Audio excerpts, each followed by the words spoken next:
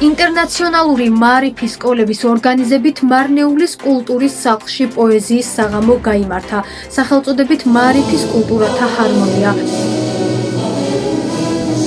ღონისძიებას ესწრებოდნენ დიპლომატიური კორპუსის წარმომადგენლები, ადგილობრივი საჯარო მოხელეები, არასამთავრობო ორგანიზაციების ლიდერები, საქართველოში თურქული ორგანიზაციების წარმომადგენლები, მშობლები და სხვა მოწვეული სტუმრები.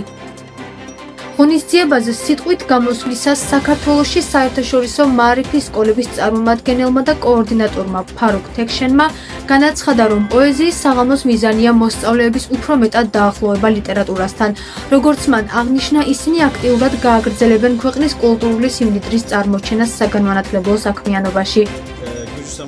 ინტერნაციონალური მაარიფის სკოლების ორგანიზებით დღეს მარნეულში პოეზიის საღამო მოეწყო, სახელწოდებით მაარიფის კულტურათა ჰარმონია. ამ ღონისძიების მიზანი არის ჩვენი ახალგაზრდების ლიტერატურასთან უფრო დაახლოება და დამეგობრება.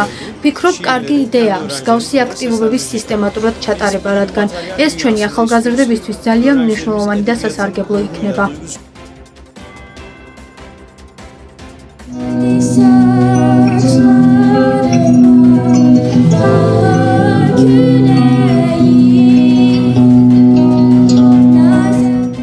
შემდეგ თურქეთის რესპუბლიკის საელჩოს მდივანმა საქართველოში სულთან ალაილიმ ისაუბრა კულტურული და მხატვრული აქტივობების მნიშვნელობაზე და თქვა, რომ პოეზიის საღამოები აუცილებლად უნდა იქცეს ტრადიციულ ღონისძიებად.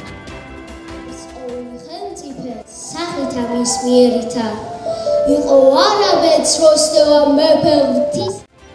ღონისძიების ფარგლებში მოსწავლეებმა წაიკითხეს ქართულ-აზერბაიჯანულ და თურქულ ლიტერატურაში გამოჩენილი საზოგადო მოღვაწეების ნაწარმოებები, როგორც ქართულ, ისე აზერბაიჯანულ და თურქულ ენებზე.